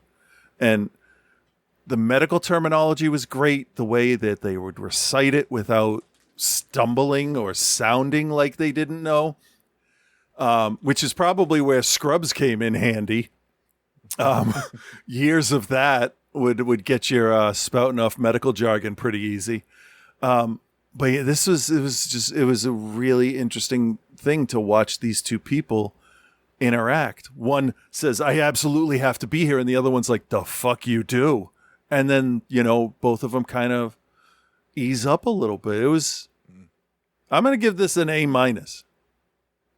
Okay. It was very surprising. And even though it may have ended where I expected it to, I really liked what they did. Not, oh, I love it. Like, I appreciate what the script did. I mean, let's be honest, that's most of our movies now. Yeah. But I don't like what any of the people did, but I really appreciate the way it was written. So yeah, this one was disturbing, and I thought, because now we're talking about there's IVF treatments and stuff, I'm like, this is going to totally turn me off to the whole thing because it was so traumatic for the both of us. But it wasn't. It was okay. For me. Yeah. I can't speak for anybody else. Fair enough. Yeah, surprising. I'm going to recommend it too. This was very solid, very well made, well written, well shot, smart. The acting in it is top notch. Mm-hmm. Great performances from everyone. Even the little girl, I thought she did a really good job too. When you kind of figure out what's going on. Not an easy film to watch for sure, but I think if you're a film fan, you can appreciate it once you kind of get past the uncomfortableness of the beginning, which again, as you said, is very important to the character developments and understanding what exactly is going on. Yeah. So as uncomfortable it is, it's very important. Yeah, and if Shudder and A24 swapped the two movies that we reviewed today, I think that's a perfect match. Yeah. I mean, this has got an IFC Midnight. Oh, yeah, for sure. That's true. But I do feel like it's more A24 than the other one. I can see it. Yeah, I can see it. But they need to do... Maybe a little too clinical, though. I feel like most of A24 stuff is always like whimsical and artsy. This is very clinical. Whimsical. Yes. Her sawing her head off with a garrote was very whimsical. Yes, very whimsical. So I'm going to grade this with a strong B+. B+, A-, bordering on the A-. It's very good. One of the better films we've seen this year, and we'll probably end up, I think, on at least one of our, if not both of our end-of-year lists, in all likelihood. Very strong. Highly recommended. It's available on Shudder in the United States. It's put out by IFC Worldwide, so you can check it there. Yeah. And now let us transition to Joe, who watched another Christmas, lesser-known Christmas horror film for us this week. Let's see what he's got. Well, hello, Bill. Hello, Chris, and hello, OTC Nation. Your boy Joe here, and, boy, this week I rolled the dice and lost. I made myself watch Caesar and Otto's Deadly Xmas. I've never heard of that. So here I am, Sunday morning, scanning through all the streaming services, searching words like Christmas, Xmas, Santa, etc., etc. And so far, all I got was even more respect for Bill, who has been choosing movies for me to watch for, 4 years? 5? Maybe 6? Your whole life. I don't know, maybe I could watch one of those sappy Hallmark movies. I could make fun of that. Or maybe one of the classic weird cult Christmas movies. Okay. Nope. I sort of did that last week. I almost started a movie called Psycho Santa just because of the title. But that shit was made last year, and it looked worse in terms of quality than those shot-on-video movies from the 80s and 90s. Oh, 90s video. I think I've already proven my dedication, and that just seemed like it would be unnecessarily cruel to myself. I settled on Caesar and Otto's Deadly Xmas because the guest star list is like a who's who of cult movies. Okay. Linnea Quigley, Debbie Rochon, Brink Stevens, Joe Estevez, and a cameo from cult movie grandpa himself, Lloyd Kaufman. Of course. And He's an envelope opening. Icy chill colder than Lake Michigan in January. It hit me when I saw this listed on Tubi as just Deadly Xmas, but the title card said Caesar and Otto's Deadly Xmas. Where have I seen that before? In the years that Bill has been making me watch stuff, there are the ones that were so bad it raised my blood pressure. Movies like Nudist Colony of the Dead, Bloody Bloody Bible Camp, can't forget the Clown Murders, and Summer Camp Massacre, otherwise known as Dramatic Music Sting, Caesar and Otto's Summer Camp Massacre. Oh, no. Okay. Apparently, the cinematic war criminal who foisted Summer Camp Massacre on the world has his own little verse featuring these two characters. This is one of 6. I almost gagged as I said that. Yeah, I heard. One of 6 films in the Caesar and Otto series. And Bill, I swear to a God I don't believe in that doing that series would be the biggest deal breaker ever for me. So don't even fucking think about it. Damn, I was definitely just thinking about At this point, I consider myself pot committed to watching this. Your thoughts and prayers, while completely impotent, are appreciated. Hey guys. Hey Guess guys. what? Summer Camp Massacre is fucking sleepaway camp compared to this. Not surprising. This Christmas movie is so bad they should cancel Christmas this year and let everyone know that it's Dave Campbell. Dave Campfield's fault. Apparently Dave is the creator of this whole thing while also directing, writing, and playing Caesar. Much like Summer Camp Massacre, this is just a stream of consciousness. And it feels eternal, even though I'm not even 20 minutes in. To quote one of the Knights Templar from a good movie, I have chosen poorly. Yeah, but you didn't disintegrate, so it's okay. Caesar and Otto are two down-and-out schmucks who are applying to be like a store or a mall Santa and his elf. But not before they have a disaster of a Thanksgiving dinner. Though, to be fair, it's less of a disaster than Dave Campfield's filmmaking.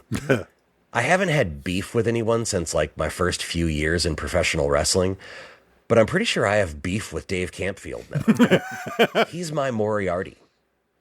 God help this feckless schmuck if he ever comes to a con in Michigan. I will attend that motherfucker just to wait in, quote, line, unquote, to meet him and cut like a Jim Cornette promo on him. This was made in 2012, just like last week's movie, Silent Night. In retrospect, Silent Night was like fucking a Die Hard level good Christmas movie compared to this tube socks as a Christmas gift. Hard to tell what's scarier here. The fact that this schmuck has the resources to keep making these movies or Linnea Quigley's teeth. Oh. Like, listen, I smoke cigarettes and I drink a lot of tea, so it's not like I've got Miley Cyrus white teeth over here. But Linnea Quigley looks like she hasn't brushed her teeth since, like, in between shots filming Return of the Living Dead. Is that a character decision, though? And I'm being really fucking generous with that word, is a big mess of random scenes and jokes with no punchlines about a killer who hates Christmas, killing the people on Caesar and Otto's Thanksgiving dinner guest list. I don't know what I just said, but that's Neither do I. Remember those last 3 witchcraft films when I did the whole witchcraft series? I sure do. The last 3 were made by like a scrappy band of wannabe actors who took over the franchise and headed out into the streets of, I'm guessing, like Reseda, and they made their movie. And they weren't good, but, you know, they tried. Sincerity goes a long way. This fuck did the same thing and somehow made a movie that makes Witchcraft 17 look like The Witches of Eastwick by comparison. What about The Witches of Breastwick? Chris, OTC Nation, I dare you to watch this movie. I challenge you all. Well, what do I win? To sit through every second of the 1 hour, 23 minute, and 38 second runtime of this cinematic root canal like I did and tell me you didn't hate every frame of it. Nope, won't do it. I say that with the full knowledge and acceptance that I did this to myself. I'm just really indignant about it. You probably shouldn't watch this, but it leads me to an overall thought. The bar for B movies has been lowered so far that at this point it's just laying in the dirt. Every jabroni with an iPhone is now shooting their own bad on-purpose movie, and it's clogging the arteries of our own cult movie heart, as well as the movie listings on Tubi. Yeah. I'm going to go out into the yard and hang out with my chickens for a bit, just to kind of clear my head. But first, here's the thing. The good. It felt good to get the heart pumping and vent some of my feelings about the current state of indie film. It's been a while since I could get good and worked up over a bad movie, and this did it. Also, I have a new purpose in life. I will stop Dave Campfield at all costs. He's probably a nice guy, too. It took me nearly too. 3 hours to watch a movie that is barely an hour and 20. Also, as previously stated, I did this to myself, so there's only Joe to blame. Yeah, Only Joe to blame. Did I mention earlier, I don't remember if I did, that this movie won awards at some of the smaller film festivals? It's a stark reminder that the world is an unjust place, that instead of being mocked and maybe lightly beaten for this movie, he was rewarded. Wow. Deadly Xmas fails, and if I ever meet Dave Campfield, it would mean a lot if Bill, Chris, and the OTC Nation started to GoFundMe for my bail. Next week, I'm going to revisit a classic that I haven't watched since the 80s. It was a suggestion from a friend of mine. I'm going to go with Gremlins. Until then, apologies to myself, and be good, everyone. I mean, I'm glad Joe's going to watch Gremlins, but the whole segment was films that we weren't familiar with. So let's see what he actually does, though. We'll see. I mean, he's going to do Gremlins. He just told us. He said that, but I don't know. We'll see. We'll see. I guess we will. Don't tell him what to watch. He's going to pick something he doesn't have to, like, pull his hair out over. All right, so before we get to Reverend Scott, I do want to make mention our friend Michael Neal has released a limited edition Blu-ray of his film Infinite Santa 8000. It's available from Synapse Films. Let me just do the read here. Post-apocalyptic heavy metal animated Christmas classic. You guys may remember us mentioning this movie a couple years back when I think it was it's probably here, the information. 2013 is when this was originally released. I was going to say 10 years ago. Yeah. Yeah, 10 years ago. 10 years ago. In the year 8000, the world is gone. Not much remains except for the mutants, scum, and robo people. Humanity has been wiped out and everyone must kill to survive, even Santa. When his beloved Martha is kidnapped by the evil Dr. Shackleton, Santa and his robotic reindeer head out into the post-apocalyptic wasteland to rescue her. Bloody carnage ensues as Santa fights his way through hordes of mutant creatures, including bat sharks, killbots, and even a giant Easter bunny to save Martha and carry on the Christmas spirit. Originally conceived as a multi-part web series, Infinite Santa 8000 has been reimagined here in an all-new feature-length director's cut, adding new scenes, reanimated and retouched shots, and recut to match the original script. See it the way it was always intended to be, featuring a blasting heavy metal score, tons of blood and guts, and exciting sci-fi action. You've never seen a Christmas movie like this one. Holly Jolly special features include feature animated commentary with creators Greg Anson and Michael Neal, the complete 13-part web series, including optional audio commentary from the creators, multiple interview featurettes with the cast and crew, original promotional trailers, 2 music videos. Complete running time of 102 minutes. Pick it up at synapsefilms.com. Very psyched for Michael and Greg to have this out on a Blu-ray. This is a very interesting film when you watch it. It is a animated film, but it is a animated film unlike anything you've ever seen before. So you need a last-second Christmas horror flick that's something different. May I recommend this to you? You may. You may. Because who's going to stop it? Seriously. But yeah, very, very happy and proud of Michael and Greg.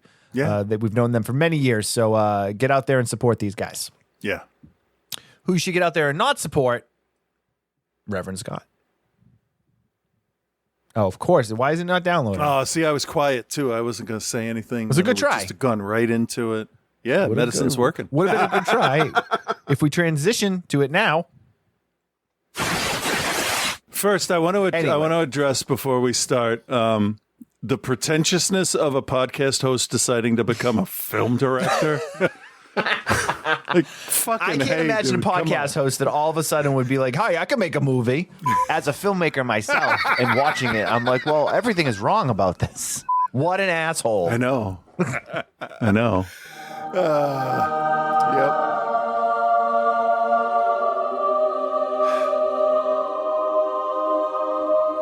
What? Yeah. Holy shit. Yeah. With Reverend Scott. Feels like I'm wearing nothing at all.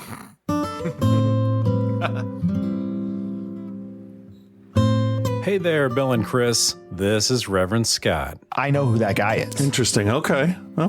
And oh shit, do I have a big one to talk about this week. I bet you so do. big that you're going to say, How did my colon get punctured? Yeah. but before you deserve to hear about that, All right, that's you get good. a That's bonus review because I also watched They Cloned Tyrone. Yes. And sandwiched in between those is a little bit of the Alien Report. You think you have time for all that? Well, let's take a look at the calendar here. Too bad, because I'm already going to start with... They cloned Tyrone. First of all, let me just say that if you even have the most mildest of interests in this one, just go fucking watch it. It's on Netflix, which is free. Just kidding, you pay monthly for that. You won't be disappointed, though. That being said, it only took a few sentences of your review to convince me to fire up the old Netflix machine and watch this myself. And much like Chris, I waited until I was in the mood for it, which was late last night. and also like Chris, I didn't know a goddamn thing about it going in. however, I do feel like you should at least know that they cloned Tyrone. Anyway, this is my first impression.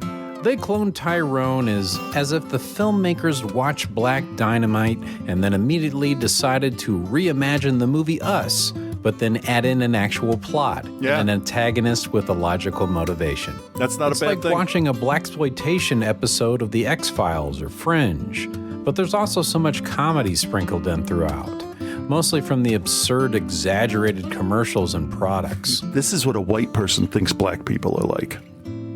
Yeah. It was I'm not hilarious to just get done seeing the Marvels and then watch Captain Rambeau show up in this as a foul-mouthed, gun-toting prostitute, yeah. and Finn as a drug dealer, and Electro as a pimp. Jamie Foxx. He's a little cream corn from Black Dynamite. A little bit. Yeah, a little just bit. enough. But not too much. No. This movie not only looked amazing, but it sounded amazing, and then it stretched out all the action, mystery, and emotion just enough throughout the runtime to keep the pacing perfect. And even though you never actually meet the real people pulling all the strings, Kiefer Sutherland gives you a face to direct your disgust at, and plays the villain incredibly well. He's a man you just love to hate. And I also love a good conspiracy theory proved right type of film. But even beyond that, they clone Tyrone has so much more to offer even beyond the stuff that I've just said. So for that, I give it an A. And the review, that gets an A as well. All right. Because you recommended it. You're welcome, Scott. Moving on. The Alien Report. For some reason, I didn't watch this movie. I wonder why. So we got a guy filming aliens, right? He talks about how, I've been abducted, since I was a child. So I'm filming all this. I've got GoPros, I've got iPhones, I've got these medical cams. And then they go on to explain what he's using and like where the hidden cams are and stuff like that. So props for showing us that. But I kind of got the impression that this movie might have been a little bit full of itself. And this comes off a little pretentious, but not... I wasn't mad at it, like in terms of like, sometimes like, oh, well, fuck this guy. Like, I didn't get that feeling from this. Yeah, that's good. But was the movie good? Turns out, no. No, it wasn't. It's a great idea, but you don't do anything with it.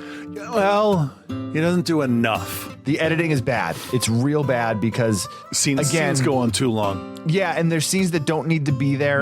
And you know it's bad when Bill can only give it credit by downplaying his own filmmaking skills. Some of that stuff is pedestrian. Better than I could ever do. So I give the Alien Report a D+. And the review, that gets a B. So, like I said, something big is coming. Because we're going to be going into starting our 16th year of the show. And while that's pretty big, it's not as big as Godzilla. Wait, sorry, say that again? Godzilla. That's right. I watched Godzilla -1, and I got to see it in the IMAX theater as well. And just in case Chris hasn't seen this yet, I'll keep from spoiling anything. So to set the stage, we have a film that follows a Japanese World War II kamikaze pilot named Shikishima in 1945. After deciding he can't go through with his mission, he lands on an island with Japanese engineers able to fix the problem with his plane that they quickly realize isn't actually a problem. They're like, what are we doing? Shortly after, the island is attacked by a T-Rex-sized Godzilla. All but Shikishima and one engineer are killed. Afterwards, Shikishima returns to Japan to find a war-torn country, his family dead, and him shunned and looked down on for being a kamikaze pilot that dishonorably did not carry out his mission. And the only one that'll really even talk to him is a vagrant woman that has taken in an orphaned baby. The three of them find shelter together as a makeshift disjointed family. To get by, Shikishima joins a small group of men on a wooden boat that gets paid to capture and destroy leftover magnetic mines in the ocean. It's dangerous work, but the pay is good. So he's like, fuck it. Just go with it. Yeah. Meanwhile, nuclear tests by the U.S. cause mutations in Godzilla, resulting in a radioactive behemoth like you've never seen. This isn't your daddy's good guy dancing water skiing Godzilla. This is a remorseless, rampaging beast that is legit terrifying to see, and he's seemingly unstoppable. Just trust me, you would never want to see this Godzilla up close and personal. Yeah, I don't ever want to. Not only are the special effects seamless, but the design, tone, and presentation is as well. I mean, there's scenes of this Godzilla just barely poking out of the water with his pissed off looking eyes and his spines coming off of his back, and it's just fucking jaw-dropping. And what's crazy about it is most of these scenes take place in the daytime with a bright, open blue sky. So it's just something even more terrifying about something that large and foreboding with a just beautiful blue water and blue sky and sunshine. And what makes this movie even crazier is that if you were to remove Godzilla from this film completely, you would still have a gripping character drama involving a man with his makeshift family, struggling with his past and his reputation, and the friendships that he's forming, and how he's working on improving himself and trying to find a way to make his life have meaning. It's just incredible to watch. And normally I would root for Godzilla, but here you actually fear for the lives of characters you've met throughout the film. I know, sounds fucking weird. And when Godzilla kills someone, no matter how cool or spectacular it looks, it actually affects you. I appreciate what he does. I don't necessarily have to like it. And all of this is encased in a post-World War II Japan, along with all the physical and emotional baggage that carries for the characters. That's why it's called Godzilla -1, because after the destruction of World War II, Godzilla attacks and puts Japan into the minus. Not my words, of course. That's just what Google told me. Or maybe it was the director that said that. I don't know, but it's fucking cool. Godzilla -1 truly floored me. It's the first real blockbuster film that I've seen in the theater since Avengers Endgame. And I've seen a lot of fucking movies lately. It has heart, and that heart is pumping the irradiated blood right into the action, suspense, story, characters, booming score, and pure spectacle of what I feel might be the best Godzilla movie ever made. That's why I'm giving Godzilla -1 an A, and it's so close to an A+ I can almost taste it. But I feel like Bill would just give me shit for doling out an A+ grade. I'm kind of in I don't care. I don't care enough to be like, no. Yeah. Go see this fucking movie 3 times, or Santa'll give you a coal in your stocking this year. Okay, that's it. You got 2 reviews instead of 1, so stop being greedy. So until next time, peace and love, guys.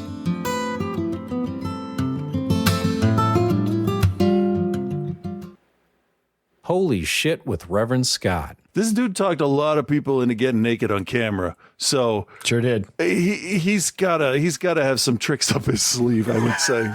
I wonder what that could be. Farts. All right, I'm not going to cut you off, but give me like 30 seconds on Godzilla. There's one scene in that movie where Godzilla's standing in the middle of the city that he's just walked through, and he fires off his breath for the first time. And I have not been able to get out of my mind that that is how the Japanese saw the United States when we dropped our bombs. It's fucking horrifying. War is the worst thing we've ever done. This movie's going to depress you, but it is fucking fantastic. All right, let's leave it there, because I do hope to see it soon. The director wrote, directed, and did the visual effects. Wow. And it cost less than $15 million. Damn. Fucking unbelievable. This is literally the scariest one, scariest Godzilla. If you take Shin, because that was a terrifying version of Godzilla too. Before that, no. Doing the jig on the moon with King Ghidorah, no, that's not scary. Flying using his breath, not scary. No. But I do love the fact that we're getting a Godzilla movie next year with King Kong wearing a Nintendo Power Glove, because that's the beautiful thing about these movies, is that it can be so many different things, you know. And we got the 70s goofy version coming up, but this was the original symbolic type of thing. It was cool. Yeah, these are the most interesting people I've ever seen in a Godzilla movie. And there is one guy when he's introduced, Ripley leaned over to me and said, "That guy belongs in a Godzilla movie. And if you see him, you'll know who he is." All right. Yeah.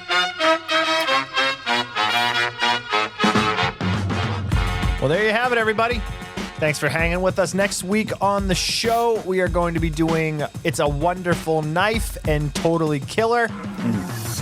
And then we will be pre-recorded for the next week after that. So, yeah. Head over to Facebook groups. Look at the OTC group. We have a general chat going in there and a whole bunch of other stuff. Follow Chris and I on social media at OTC Bill and at Cthulhu.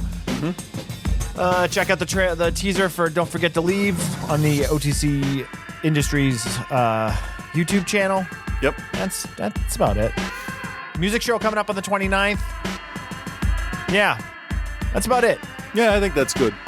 Cool. Everyone have a good week. We'll talk to you soon. Bye.